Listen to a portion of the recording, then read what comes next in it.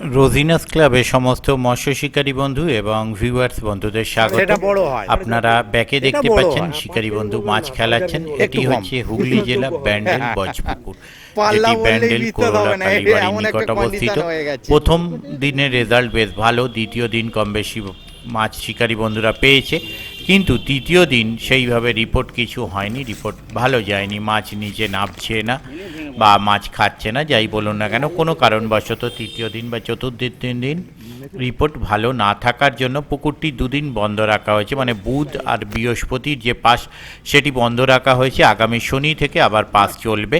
তাই ছিপটা যারা খুলে গেছে। বুধ এবং বৃহস্পতিতে কিছু সিট একটা বুক আছে। করেছিলেন তারা অবশ্যই একটু কন্ট্যাক্ট করে জেনে নেবেন। আর আগামী শনিবার কেউ যদি বুক করতে চান ওনাদের কন্ট্যাক্ট নাম্বারের মাধ্যমে কন্ট্যাক্ট করে নেবেন। তবে আগামী দিনে মাছ খাওয়া না খাওয়া কোনোটাই আমার ওপর ডিপেন্ড করে না, তাই যারা যাবেন অবশ্যই চিন্তা ভাবনা করে বুঝে শুনে নিজের দায়িত্বে যাবেন, আমার কথায় নয়। ধন্যবাদ। কি মাছ আছে এখনো দেখা যায়নি। ধান কই খেয়েছে এটা? হ্যাঁ দেখতে পাচ্ছি তো। দুখানা, হ্যাঁ দুটো সেট আসছে।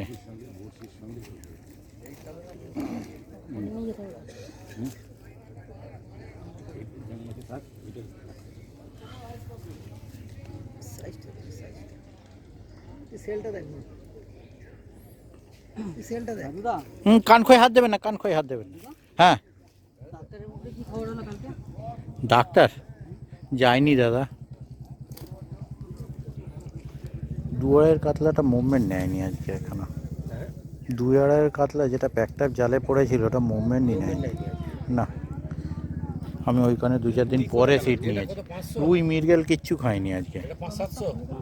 আরে এই 500? ছেড়েছে, ও 700? খাবে কি করে? না না এটাও ছিল।